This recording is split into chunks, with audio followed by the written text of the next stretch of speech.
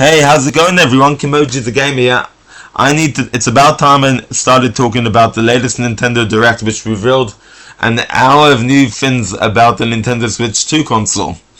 There's a lot of really good improvements. There were a lot of things that I didn't like and outright hated, but we'll get into it. I like that the Joy-Cons connect with magnets, which is really cool. I hope they don't fall off too easily. The screen is way bigger, which is a huge improvement. Same thickness, much larger screen. I think that's a huge upgrade. The internal storage is 256 gigabyte. I don't have to buy a micro SD card. I can just transfer a lot of my games and not have to spend any extra money, which is cool. Too bad the console's too expensive. But moving on, you can use the Joy-Con as a mouse, which is crazy, and I can't wait to see how it will actually work when I get my hands on this console. Let's talk about the games. So the first thing that was revealed was Mario Kart World, and I never thought I'd see the day when we see an open world Mario Kart. That is crazy, and you can even play as a cow, which is hilarious.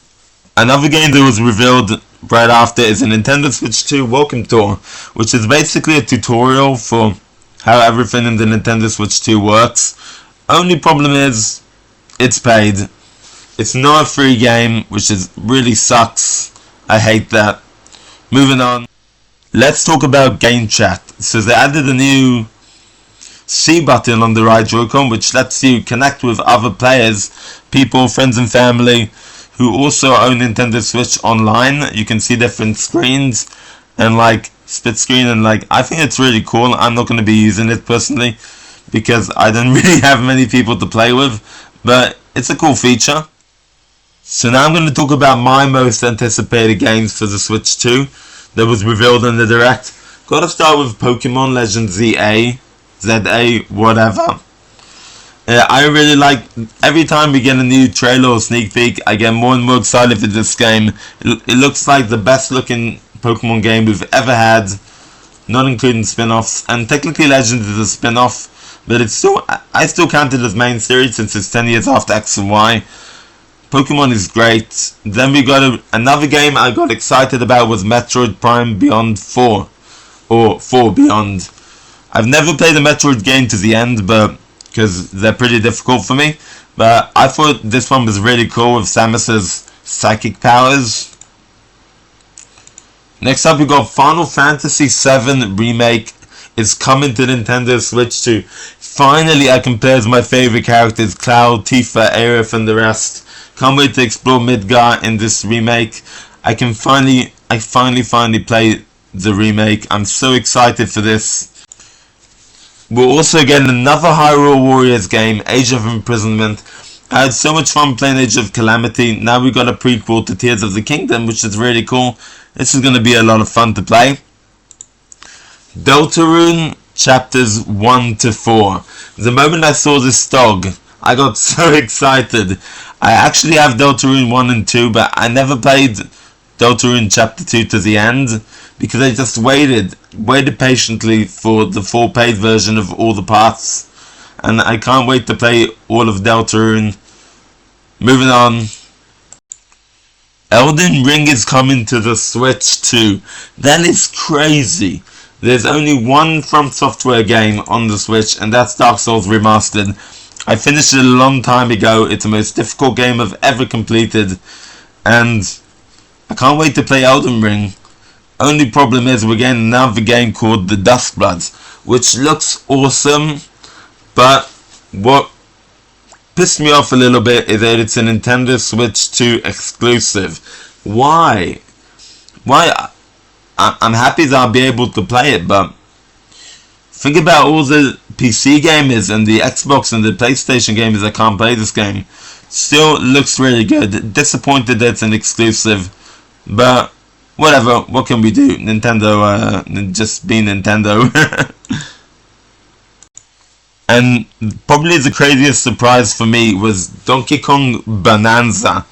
I never thought I would ever want to buy a Donkey Kong game. Donkey Kong just never really appealed to me that much, not even the Donkey Kong Country games, or 64.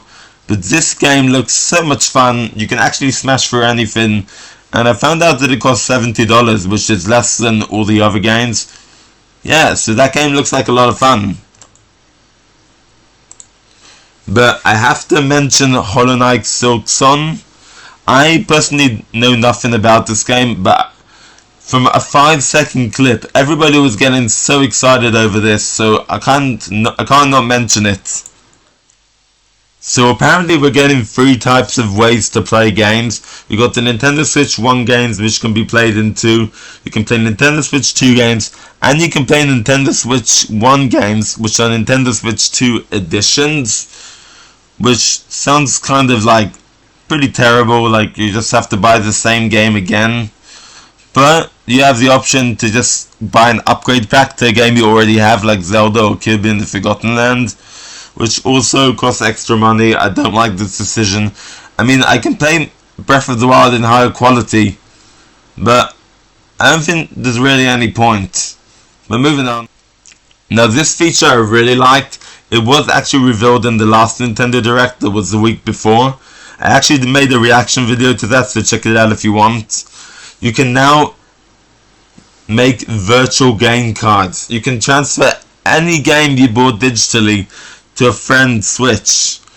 This is so good. I wish they would have made this update earlier.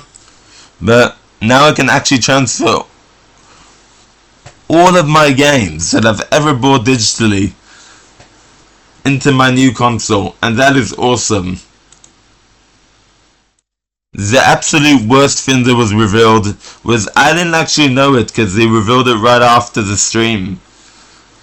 The Switch 2 is going to cost $450. That is ridiculous. And the games, this is the worst thing. $80-90 is crazy. But what are your thoughts on the Nintendo Switch 2 reveal on the Direct? Let me know in the comments, and I'll see you in the next video. Bye bye.